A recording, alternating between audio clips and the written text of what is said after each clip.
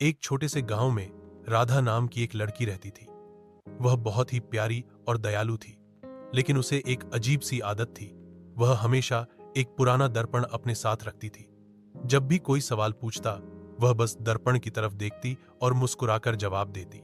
किसी को समझ नहीं आता कि वह दर्पण में क्या देखती थी।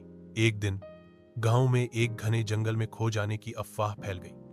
लोग डर रहे थे, क्योंकि जंगल में बहुत सारी रहस्यमयी घटनाएं हो रही थीं। राधा के दोस्त मोहन ने सोचा कि शायद वह दर्पण में कुछ खास देख पाती है जो दूसरों को नजर नहीं आता। वह राधा के पास गया और उससे पूछा, क्या तुम जानती हो जंगल में क्या हो रहा है? राधा मुस्कुराई और दर्पण में झांकते हुए बोली, मैं जानती हूं मोहन, और यही दर्पण मुझे सही रास्ता दिखाएगा।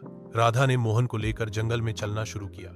हर कदम पर वह दर्पण को देखती और अचानक से रास्ते पर एक चमकते निशान दिखाई देते।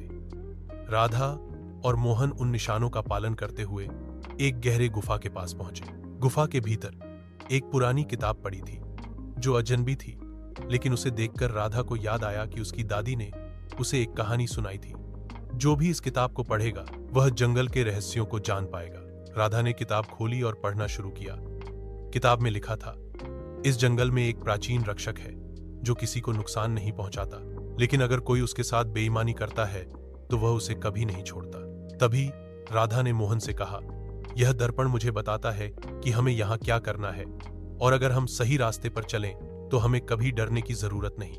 दर्पण असल में केवल एक साधन था। राधा की ईमानदारी और साहस ही असली राज था, जो उसे हमेशा सही रास्ते पर रखता था। सीख, सच्चे साहस और ईमानदारी से हर मुश्किल हल हो सकती है, चाहे वह कितनी भी गहरी क्यों ना हो। कैसी लगी कहानी, और कौन सी कहानी सुननी चाहोगे अब?